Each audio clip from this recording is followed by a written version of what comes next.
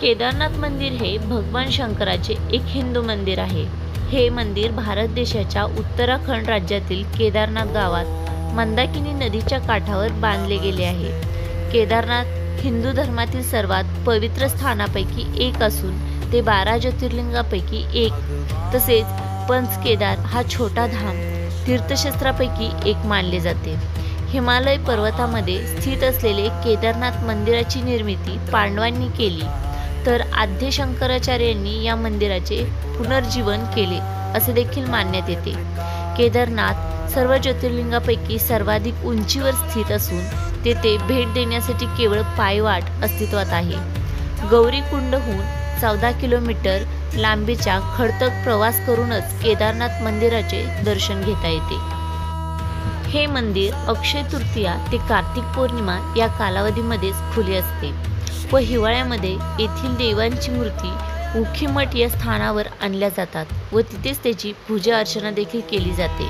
2013 साली उत्तराखंडमध्ये आलेले विघ्नसंगपुरामध्ये केदारनाथ गाव पूर्णपणे वाहून गेले व मंदिर परिसराचे देखील मोठे नुकसान झाले, परंतु दगडी केदारनाथ मंदिराला मात्र धक्का देखील पोहोचला नाही। ऋषिकेश पासून 223 किलोमीटर 3583 मीटर उंचीवर गंगेची उपनदी म्हणजेच मंदाकिनी नदीच्या किनाऱ्यावर असलेले हे मंदिर अज्ञात तारखेची दगडी इमारत आहे। मूळ केदारनाथ मंदिर कोणी व केव्हा बांधले हे निश्चित कोणालाही माहिती नाही। केदारनाथ या नावाचाच अर्थ क्षेत्राचा स्वामी आहे। हे संस्कृत शब्द केदार आणि नाथ पासून आले आहे। काशी केदार महात्म्य या मजकुरात असे म्हणले आहे की मुक्तीचे पीक येथे उगवले म्हणून त्याला असे म्हणतात। गढवाल प्रदेश भगवान शिव आणि पंचकेदार मंदिराच्या निर्मितीच्या संबंधित अनेक लोककथा सांगितल्या जातात। पंचकेदार बद्दलची एक लोककथा पांडवांच्या संबंधित आहे, जे हिंदू महाकाव्य भारताचे नायक आहेत। महाकाव्य कुरुक्षेत्र युद्धात पांडवांनी त्यांच्या चुलत भावांना म्हणजेच कौरवांचा पराभव केला आणि त्यांचा वध केला। त्यांनी युद्धादरम्यान भ्रातृहत्या केली आणि ब्राह्मण हत्या देखील केली। त्या पापांचे प्रायश्चित करायचे होते। अशा प्रकारे त्यांनी त्यांच्या राजाला लगाम त्यांच्या नातेवाईकांकडे सोपविला आणि भगवान शिवच्या शोधात आणि त्यांचे आशीर्वाद घेण्यासाठी निघून गेले।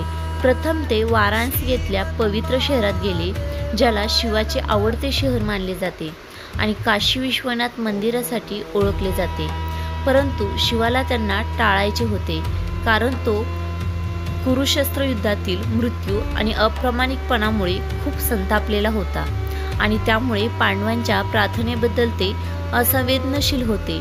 म्हणून त्यांनी बैलाचे म्हणजेच नंदीचे रूप धारण केले आणि वडगाव प्रदेशात लपले। वाराणसीत शिव न सापडल्याने पांडव गढवाल हिमालयात गेले। तिथे भीम 5 पांडव बंधूपैकी दुसरा नंतर 2 पर्वतावर उभे राहून शिवांचा शोध घेऊ लागला। त्यांनी गुप्तकाशीजवळ एक बैल चरताना पाहिला, म्हणजेच लपलेले काशी हे नाव शिवाच्या लपविण्याच्या कृतीवरून आले आहे। भीमाने तो बैल शिव असल्याचे लगेच ओळखले आणि भीमाने बैलाला शेपटीने आणि मागच्या पायाने पकडले, पण बैलाचे रूप असलेले शिव जमिनीत अदृश्य होऊन नंतर काही भागांमध्ये पुन्हा प्रगट झाले।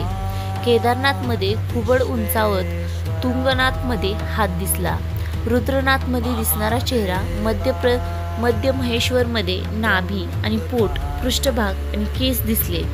कल्पेश्वरमध्ये पांडवांनी हे 5 वेगवेगळ्या रूपात पुन्हा प्रगट झालेले प्रसन्न झाले। त्यांनी शिवाची पूजा व पूजा करण्यासाठी 5 ठिकाणी मंदिरे बांधली। कथेचा एक प्रकार भीमाला केवळ बैल पकडण्याचे श्रेयस देत नाही, तर त्याला गायब होण्यापासून थांबवतो। परिणामी बैलाचे पाय तुकडे केले गेले आणि हिमालयातील गढवाल प्रदेशातील केदारखंडातील याच ठिकाणी तो दिसला। पंचकेदार मंदिरे बांधल्यानंतर पांडवांनी मोक्षासाठी केदारनाथ येथे ध्यान केले, यज्ञ केला आणि नंतर महापंत म्हणजे ज्याला स्वर्गरोहिणी देखील म्हणले जाते, या स्वर्गीय मार्गाचे स्वर्ग किंवा मोक्ष प्राप्त केला।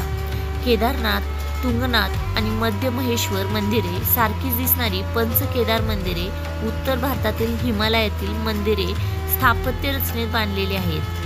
पंचकेदार मंदिरामध्ये भगवान शिवाच्या दर्शनासाठी यात्रा पूर्ण केल्यानंतर भगवान विष्णूचे बद्रीनाथ मंदिरात दर्शन घेणे हा एक अलिखित धार्मिक विधी आहे. भक्ताने अंतिम पुष्टीकारक पुरावा म्हणून भगवान शिवाचा आशीर्वाद मागितला आहे. ही आहे केदारनाथ शिवलिंगाची कथा आणि रहस्य. तुम्हाला हा व्हिडिओ कसा वाटला कमेंट्सद्वारे नक्की सांगा. आवडला तर लाईक, शेअर आणि सबस्क्राईब करायला विसरू नका. धन्यवाद.